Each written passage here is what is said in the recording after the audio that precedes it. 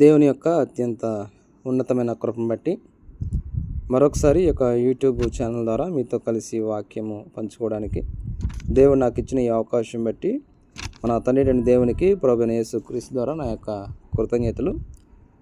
ప్రియ సహోదరి, ప్రియ సహోదరుడా, ఈరోజు మీతో కలిసి ఒక వాక్యము పంచుకోవాలని ఆశపడుతున్నాను. ఈరోజు మనం నేర్చుకున్నటువంటి అంశం ఏమిటంటే, దాచేవాడువా ఒప్పుకునేవాడువా అనేటువంటి అంశాన్ని మనము నేర్చుకునే ప్రయత్నం చేస్తాము. మూలవాక్యంగా మనం పరిశీలన చేసినట్లయితే సామెతల గ్రంథము 28వ అధ్యాయము 13వ వచనాన్ని ఈరోజు మనం నేర్చుకుంటాము. అతిక్రమములను దాచిపెట్టువాడు వర్ధిల్లడు, వాటిని ఒప్పుకొని విడిచిపెట్టువాడు కనికరము పొందును అనేటువంటి ఈ వచనాన్ని కొద్ది నిమిషాలు మనం జ్ఞానం చేస్తాము. ఈ వచనాన్ని బట్టి పాఠం యొక్క టైటిల్ ఏమిటంటే, దాచేవాడువా ఒప్పుకునేవాడువా అనేటువంటి అంశంగా మనం నేర్చుకుంటాము. పరిచయంగా మనం ఆలోచన చేస్తే, కొందరు తాము చేసిన క్రియలు ఎవరికీ తెలియకుండా దాచేవారిగా ఉంటారు. మనుషులకు తెలియకుండా దాచవచ్చు, కానీ దేవుని దృష్టి నుంచి తప్పించుకోలేరు. వారి పాపాలన్నీ బట్టబయలు కాక తప్పదు. అరే, ఇటువంటి వారిని గురించి, ఇలాగ దాచేటువంటి వారిని గురించి ఎవరికి తెలియదు అనేటువంటి ఒక భ్రమలో ఉంటూ ఎంతకాలం మేము దాచగలము అనేటువంటి ఆలోచన లేకుండా ఉన్నటువంటి వారిని గురించి ప్రభు ఈ రీతిగా తెలియపరుస్తూ ఉంటున్నాడు. లోకసువార్త 12వ అధ్యాయము 2వ వచనం నుంచి మీరు గమనించినట్లయితే, మరుగైనది ఏదియు బయలుపరచబడకపోదు, రహస్యమైనది ఏదియు తెలియబడకపోదు. అందుచేత మీరు చీకటిలో మాట్లాడుకున్నవి వెలుగులో వినబడును, మీరు గదుల యందు చెవులో చెప్పుకున్నది మిద్దెల మీద చాటింపబడును అనే విషయాన్ని ఇక్కడ ప్రభు మనకు తెలియపరుస్తున్నాడు. రహస్యమైనది అంటూ ఏది ఉండదండి. అది ఏదో ఒక రోజు బట్టబయలు అవక తప్పదు. అట్లాగే మనము కొందరు వ్యక్తులని లేదా ఎవరికి తెలియకుండా ఎంతకాలము కూడా మన యొక్క రహస్య పాపాలు అనేటువంటివి దాచటము సాధ్యపడదు.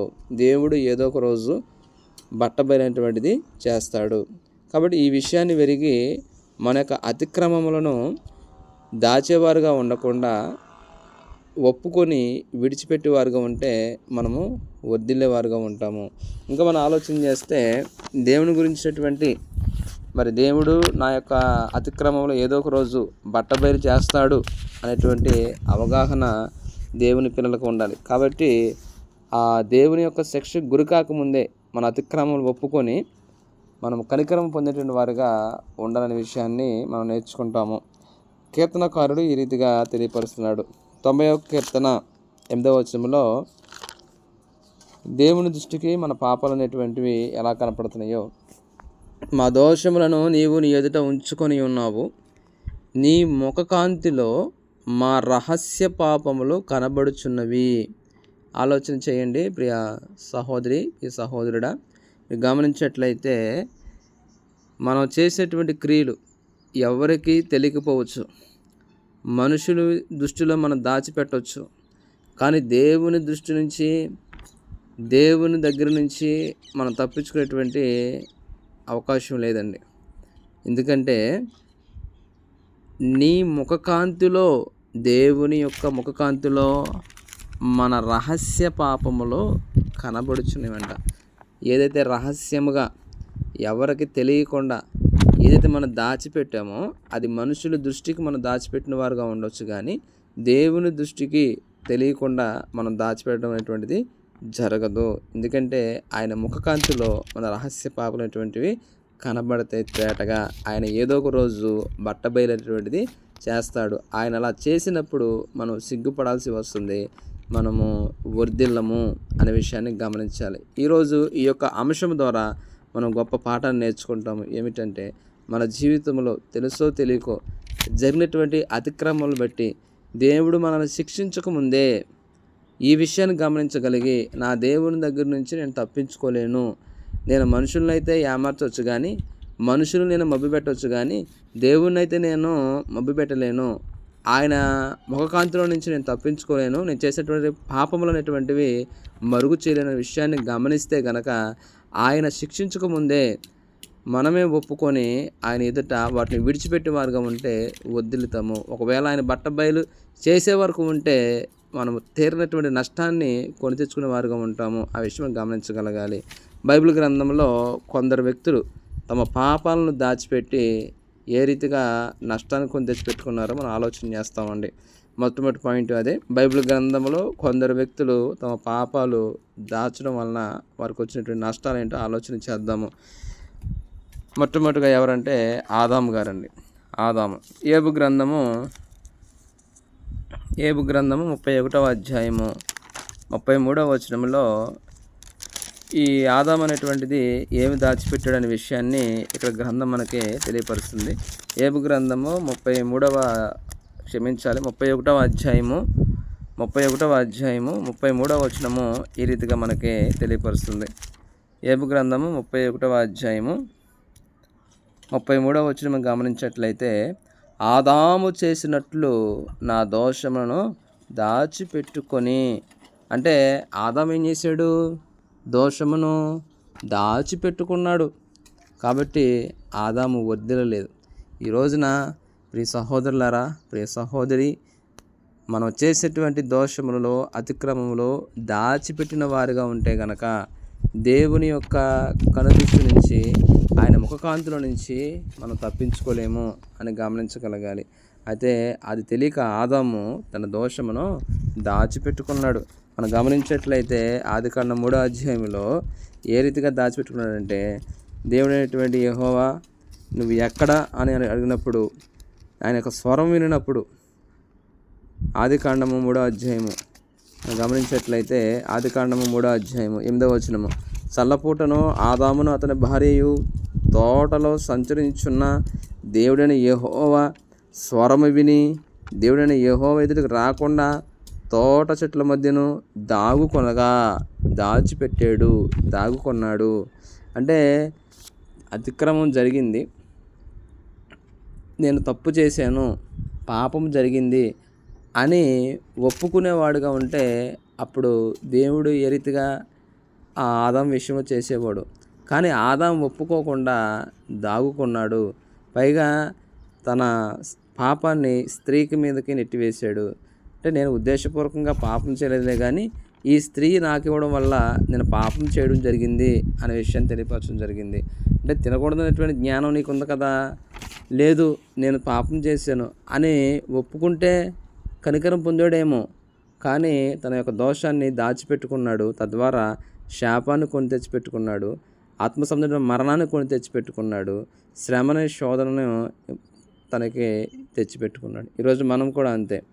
దాచిపెట్టిన వారుగా ఉంటే మనం ఎప్పటికీ కూడా వర్ధిల్లము. క్షేమస్థితినటువంటిది మనం చూడమనే విషయాన్ని ఈ ఆదాము దాచిపెట్టిన వలె మనం కూడా దాచిపెడితే మన పరిస్థితి అలాగే ఉంటుంది. ఇక రెండవ వారు ఎవరంటే ఆకాన్ అండి. ఆకాన్. యెహోషువ గ్రంథము 7వ అధ్యాయము మనం గమనించినట్లయితే యెహోషువ గ్రంథము 7వ అధ్యాయము 11-12 వచనాలు మనం గమనించినట్లయితే ఈ ఆకాన్ అనేటువంటి వ్యక్తి కూడా తన అతిక్రమమును దాచిపెట్టడం వల్ల తనకు సంభవించినటువంటిది ఏమిటో మనం ఆలోచన చేస్తాము. ఈరోజు మన జీవితంలో కూడా అంతే. మనం చేసేటువంటి అతిక్రమాలు దాచిపెట్టిన వారుగా ఉంటే మనం వర్ధిల్లము. ఇజ్రాయేలీయులు పాపము చేసి ఉన్నారు, నేను వారితో చేసిన నిబంధన వారు మీరు ఉన్నారు. శపితమైన దాన్ని కొంత తీసుకుని దొంగిల్లి బొంకి తమ సామాన్లో దాచి దాన్ని ఉంచుకొని ఉన్నారు. కాబట్టి ఇజ్రాయేలీయులు శాపగ్రస్తులై తమ శత్రువుల ఎదుట నిలవలేక తమ శత్రువుల ఎదుట వెనుకకు తిరిగిరి. శాపగ్రస్తులైన వారు మీ మధ్య ఉండకుండా మీరు వారిని నిర్మూలన చేస్తేనే తప్ప నేను మీకు తోడై ఉండను. ఇక్కడ సందర్భం మనం గమనించినట్లయితే ఇజ్రాయేలీయుల సైన్యము వాగ్దాన భూమి అయినటువంటి కనాను దేశానికి వెళ్ళేటువంటి క్రమంలో మధ్యలో ఉన్నటువంటి ఈ దేశాలని జయించుకుంటూ వీరు వస్తున్నారు. గొప్ప గొప్ప రాజ్యాలని వీళ్ళు జయించుకుంటూ వస్తుంటే హాయి అనేటువంటి ఒక చిన్న పట్టణం అనేటువంటి దాని మీదకి యుద్ధానికి వెళ్ళేటువంటి క్రమంలో వాళ్ళు, అది చిన్న పట్టణము, మనందరం కూడా వెళ్ళవసరం లేదని వారు కొద్దివారిగా వెళ్తారు. అంటే ఇంచుమించు ఒక 3,000 మంది మాత్రమే ఆ హాయి పట్టణం మీదకి వెళ్ళినప్పుడు ఆ హాయి వారిలో 36 మనుషులు హతం చేశారు. ఎవరిని? ఇజ్రాయేల్ వారిని. చిన్న పట్టణంలో చిన్న వారి మధ్యన ఈ ఇజ్రాయేలీలు అవమానాన్ని పొందారు. వారు వీరిని తరిమి కొట్టడము, 36 చంపడం అనేటువంటిది జరిగింది. ఏంటి ఇలా జరిగింది? గొప్ప గొప్ప దేశాలను కూడా జయించుకుంటూ, గొప్ప రాజులను కూడా జయించుకుంటూ వచ్చాం కదా, ఏం జరిగిందని చెప్పినప్పుడు ఆ సందర్భంలో చెప్పినటువంటి మాట అనమాట. శపితమైనటువంటిది ఈ మధ్యలో ఉన్నప్పుడు నేను సహాయము చేయను అని. ఇక్కడ సందర్భాన్ని గమనించినట్లయితే 6వ అధ్యాయము 18-19 వచనాల్లో, శపింపబడిన దానిలో కొంచెమైనను మీరు తీసుకునే యెడల మీరు శాపగ్రస్తులై ఇజ్రాయేలుల పాలెమునకు శాపం తెప్పించి దానికి బాధ కలుగుతుంది కనుక శపింపబడిన దానిని మీరు ముట్టకూడదు. వెండియు బంగారమును ఇత్తడి పాత్రలను ఇనుప పాత్రలను యెహోవాకు ప్రతిష్ఠితములగును, వాటిని యెహోవా ధనాగారంలో ఉంచవలెను. మీరు ఆ యొక్క యెరికో అనేటువంటి ఆ దేశం మీదకు మీరు యుద్ధానికి వెళ్ళినప్పుడు ఆ ప్రాంతంలో దొరికిన ఏదైనా సరే, వెండి బంగారం అయితే దేవుని ధనాగారంలో అప్పగించాలి. అలాగే ఏ వస్తువులను కూడా మీరు తీసుకోకూడదు. అయితే ఈ ఆకాను అనేటువంటి వ్యక్తి ఏం చేశాడంటే 7వ అధ్యాయము 19-20 వచనం గమనించినట్లయితే 20 నుంచి అవుతున్నానండి. 20-21 ఆకాను యెహోషువతో, ఇజ్రాయేల్ దేవుడైన యెహోవాకు విరోధముగా నేను పాపం చేసినది నిజము. ఈ ఆకాను తన అతిక్రమము దాచిపెట్టడం వల్ల ఎంత ప్రమాదం ఉంటుందంటే, తాను చేసిన అతిక్రమాన్ని ఒప్పుకొని చెప్పినట్లయితే అప్పుడే వారు హాయి మీదకి యుద్ధానికి వెళ్ళేటువంటి వారు కాదు. వారికి అంత అవమానం జరిగేటువంటిది కాదు. 36 మంది చనిపోవడానికి కారకులు అయ్యేటువంటి కాదు. కానీ దాచిపెట్టాడు. వీళ్ళు దేవుడు మాకు సహాయంగా ఉన్నాడు కాబట్టి చాలా ధైర్యంగా వెళ్ళినప్పుడు వీళ్ళు ఓడిపోవడం అనేటువంటి జరిగింది. ఇదంతా జరిగిన తర్వాత దేవుడి దగ్గర విచారణ చేసినప్పుడు ఇలాగ శాపగ్రస్తమైనది మీ మధ్యన ఉందని తెలియపరిచినప్పుడు ఈ యోధా గోత్రంలో ఆకాను అనేటువంటి వ్యక్తి పట్టబడడం జరుగుతుంది. అతన్ని తీసుకొచ్చి అడుగుతున్నప్పుడు అప్పుడు చెప్తున్నాడు. ప్రయోజనం ఏముంది? ఆలోచన చేయండి. మనము తప్పు చేసినప్పుడు అది దొరకకముందే ప్రమాదము జరిగిపోయిన తర్వాత చెప్తే ఉపయోగం ఏమి ఉండదండి. దేవుడు కూడా మన పాపములను బట్టబయలు చేసి అందరికీ తెలియజేసి తీరని నష్టాన్ని కలగజేయకముందే నువ్వు దేవుని గురించినటువంటి సరైన అవగాహన కలిగి ఉండి నా రహస్య పాపాలన్నీ కూడా ఆయన ముఖకాంతిలో కనపడతాయి, ఏదో ఒక రోజు బట్టబయలు చేస్తాడు అనే విషయాన్ని గమనించగట్లేదు కనుక ఆ ప్రమాదం జరగకముందే మనం ఒప్పుకుంటే కనుక కనికరం పొందినటువంటి వారుగా ఉంటాం. కానీ ఆ పని చేయలేదండి ఆకాను. కొందరు జీవితాల్లో మనం చూస్తూ ఉంటాం. ప్రమాదము జరిగే వరకు కూడా ఒప్పుకోరు. ముందుగానే పొరపాటు జరిగింది, తెలుసో తిరిగి జరిగింది, దానిని వెంటనే రిలీజ్ అయ్యి మనము దేవుని దగ్గర ఒప్పుకుంటే కనుక కనికరం పొందేవారుగా ఉంటాం. ఒప్పుకోవాలి, 2 విడిచిపెట్టాలి కూడా. అది ప్రాముఖ్యమైనది. అప్పుడే మనం కనికరం అనేటువంటిది పొందుతాము. ఈ ఆకాను నేను విరోధంగా పాపం చేసినది నిజము. దోపుడు సొమ్ములో ఒక మంచి షీనారు పై వస్త్రమును, 200 తులముల వెండిని, 50 తులముల ఎత్తుగల ఒక బంగారు కమ్ముని నేను చూచి వాటిని ఆశించి తీసుకుంటుని, ఇదిగో నా డేరా మధ్య అవి భూమిలో దాచబడి ఉన్నవి. దొంగిలించినటువంటి సొత్తు భూమిలో దాచాడు, చేసినటువంటి పాపాన్ని హృదయంలో దాచాడు. తాను వర్ధిల్లడండి. ప్రియ సహోదరి సహోదరుడా, ఆలోచన చేయండి. మన అతిక్రమంలో దాచిపెట్టిన వారుగా ఉంటే మనం వర్ధిల్లము. ఈ ఆకాను దొంగిలించినటువంటి సొత్తు భూమిలో దాచాడు, చేసినటువంటి అతిక్రమము హృదయంలో దాచాడు, ఒప్పుకోలేదు. తర్వాత జరగవలసినటువంటి నష్టం జరిగింది. దేవుడు తగు సమయమందు బట్టబయలు చేశాడు. కానీ అప్పుడు ఒప్పుకున్న ప్రయోజనం ఉండదండి. తర్వాత ఆలోచన చేస్తే మనము ఆ వెండి దాని క్రిందనున్నదని ఉత్తరం ఇచ్చి తాను చేసినదంతయు ఒప్పుకొనెను. దేవుడు బట్టబయలు చేసిన తర్వాత ఒప్పుకున్న ప్రయోజనం ఉండదు. జరగాల్సినటువంటి నష్టం అనేటువంటిది జరిగిపోయింది.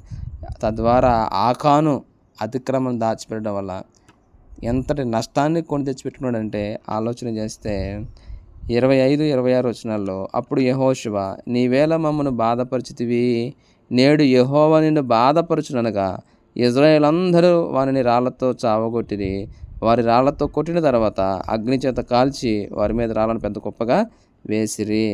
అందరూ కూడా ఆకానుకు సంబంధించినటువంటి ఎద్దులు అలాగే సమస్తాను కూడా కుమార్తెలను తీసుకొని వచ్చి ఆ కోరులోయలో రాళ్లతో కొట్టి చావగొట్టిన తర్వాత అగ్నికి ఆహుతిని చేశారు. చూడండి, అతిక్రమం దాచిపెట్టిన వారు ఎవరైనా సరే వర్ధిల్లరు. దానిని ఒప్పుకొని విడిచిపెట్టిన వారే కనికరం పొందుతారు. ఇక మూడో వారు ఎవరంటే గెహాజీ అండి. రాజులు 2వ గ్రంథము 5వ అధ్యాయము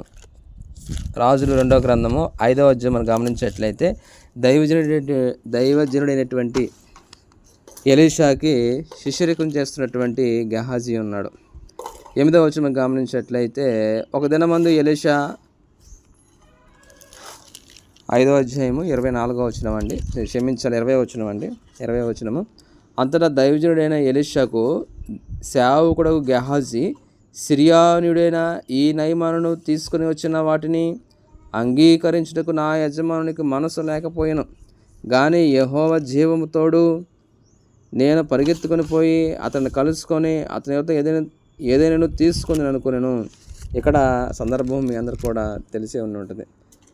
నయమాను కలిగినటువంటి కుష్ఠరోగాన్ని ఎలీషా స్వస్థపరచడం జరుగుతుంది. తాను కానుకలు ఇస్తానంటే వద్దంటాడు. అయితే ఈ గెహాజీ ధనాన్ని ఆశించి ఆ మనసు కలిగి ఉండి ఆ నయమాను వెనక మళ్ళా పరిగెట్టడం జరుగుతుంది. పరిగెట్టి 24వ వచనంలో, మెట్ల దగ్గరకు వారు రాగానే వారి యొద్ద నుండి గెహాజీ వాటిని తీసుకొని ఇంటిలో దాచి వారికి సెలవీయగా వారు వెళ్ళిపోయారు. ఎక్కడ దాచాడు? ఇంటిలో దాచి, తాను ఆశించి తెచ్చేటువంటి ధనాన్ని ఇంటిలో దాచిపెట్టాడు. తన చేసిన పాపాన్ని హృదయంలో దాచిపెట్టాడు. అక్కడ ఆకాను కూడా చేసిన పొరపాటు అదేనండి.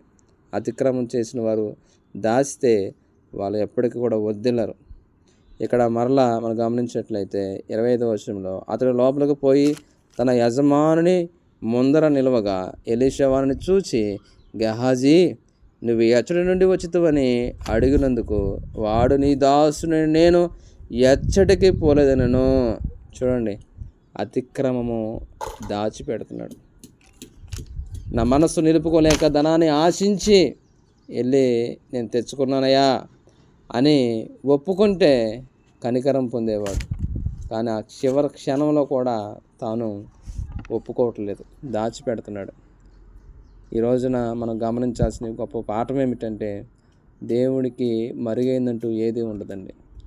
ఆయన ముఖకాంతిలో మనుషునికి తెలియకుండా నువ్వు రహస్యంగా చేసిన ప్రతిదీ కూడా ఆయన ముఖకాంతిలో సమస్తం కూడా కనపడుతూ ఉంటవి.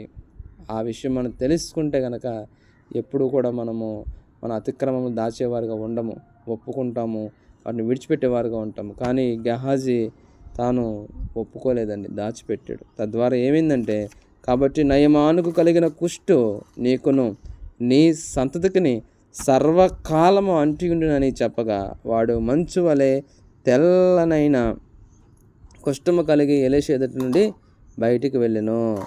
నయమానుకు కలిగిన కుష్టు నీకును నీ సంతతికిని అతనితో పోలేదండి. దేవుడు బట్టబయలు చేసే వరకు కనుక మన అతిక్రమం దాచిపెట్టేవారుగా ఉంటే అది మనం ఒక్కడితో పోదు, మన రక్త సంబంధికులు అందరి మీద కూడా దాని యొక్క ప్రభావం అనేటువంటిది పడుతుంది. గొప్ప ప్రమాదంలో పడిన వారుగా మనం ఉంటాము. ఆలోచన చేయండి, ఇదంతా కూడా ఏంటి కారణము? సామెతల గ్రంథం 28వ వచ్చి మనం ఆలోచన చేస్తున్నాము. అతిక్రమములు దాచిపెట్టిన వాడు వర్ధిల్లడు. అది ఎప్పటికీ కూడా సాధ్యపడదండి. దానిని విడిచిపెట్టి ఒప్పుకొని విడిచిపెట్టిన వాడే కనికరం అనేటువంటిది పొందుతాడు అనే గొప్ప పాఠం మనం నేర్చుకున్నాము. మనం చేసేటువంటి ఏమైనా మన ప్రమేయం ఉందో మన ప్రమేయం లేకో జరిగిన పొరపాట్లని దేవుడు బట్టబయలు చేయకముందే దేవుని సన్నిధానం మనం ఒప్పుకొని విడిచిపెట్టి వారుగా ఉంటే మనం కనికరం పొందుతాము. ఇక రెండవ విషయం ఏంటంటే, బైబిల్ గ్రంథంలో కొందరు వ్యక్తులు తాము పాపములు చేసినప్పటికీ ఒప్పుకొని విడిచిన వారు ఎలా కనికరం పొందారో మనం ఆలోచన చేస్తాము. ఒకరు ఎవరంటే దావీదు గారండి. దావీదు గారు ఆయన రాజుగా స్థిరపడిన తర్వాత ఒకానొక సమయంలో మేడగదిన చల్లపూట వేళ ఆయన సంచరిస్తున్నప్పుడు ఆ యొక్క స్నానం చేసేటువంటి ఒక స్త్రీని ఆయన చూడడము, ఆ మోహించి పాపం చేయడం జరుగుతుంది. రాజు కదా, ఎవరికి తెలియదని చెప్పేసి అని అనుకుంటూ ఉంటాడు. తర్వాత తన యొక్క భర్త అనేటువంటి ఉరియాను కూడా చంపించడం జరుగుతుంది. ఈ సంగతి ఎవరికి తెలియదని రాజు అనుకుంటాడు. అయితే దేవుణ్ణి మనం తప్పించలేము కదా, దేవుని కనుదృష్టి నుంచి మనం తప్పించుకోం కదా. అప్పుడు నాతాను అటువంటి ప్రవక్తను పంపించి తాను ఈ విషయాన్ని తెలియపరచాడు. ఒక చిన్న కథ చెప్పిన తర్వాత నాతాను దావీదును చూచి ఆ మనుష్యుడవు నీవే అని తెలియపరిచినప్పుడు నిజంగా దావీదులో కలిగినటువంటి పశ్చాత్తాపము ఈ రోజున మనలో కూడా కలగాలండి. ఆ పశ్చాత్తాపం బట్టి తాను ఒప్పుకున్న దానిని బట్టి ఈరోజు మనము దావీదుని గురించి చదవగలుగుతున్నామండి. లేదు అతను దాచిపెడితే కనుక ఈరోజు దావీదు గురించి మనము అంత గొప్పగా చదువుకునే కాదండి. 51వ కీర్తన ఆ సందర్భంలో ఆయన రాసినటువంటిది. దేవా నీ కృప చొప్పున నన్ను కరుణింపుము, నీ వాత్సల్య బాహుల్యం చొప్పున నా అతిక్రమలను తుడిచివేయము, నా దోషము పోవునట్లు నన్ను బాగుగా కడుగుము, నా పాపము పోవునట్లు నన్ను పవిత్రపరచుము. నా అతిక్రమములు నాకు తెలిసే ఉన్నవి, నా పాపం ఎల్లప్పుడూ నా ఎదుట ఉన్నది. నీకే విరోధము నేను పాపం చేసి ఉన్నాను, నీ దృష్టి ఎదుట నేను చెడుతనం చేసి ఉన్నాను. కావున ఆజ్ఞ ఇచ్చినప్పుడు నీవు నీతిమంతుడుగా ఆగబడుదువు, తీర్పు తీర్చినప్పుడు నిర్మలుడుగా ఆగబడుదువు అనే విషయాన్ని దావీదు తెలియపరుస్తూ, అయ్యా నీ కృపను బట్టి నీ వాత్సల్యతను బట్టి జ్ఞాపం చేసుకో, నేను పాపం చేసింది వాస్తవమే అన్నాడు. తను పడిన పశ్చాత్తాపాన్ని బట్టి, తాను ఒప్పుకొని విడిచిపెట్టిన దాన్ని బట్టి కనికరం పొందాడు. తర్వాత రాజుగా స్థిరపడడం అనేటువంటిది జరిగింది. తర్వాత మనం ఆలోచన చేస్తే రెండవ వారు ఎవరంటే జక్కయ్య అండి.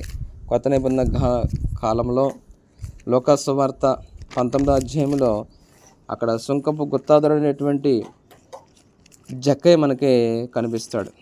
ఈ జక్కయ్య కూడా తన యొక్క పాపంను ఎలా ఒప్పుకున్నాడో, ఎలాగా వర్ధిల్లాడో, ఎలాగ కనికరం పొందాడో మనం ఆలోచన చేస్తాము.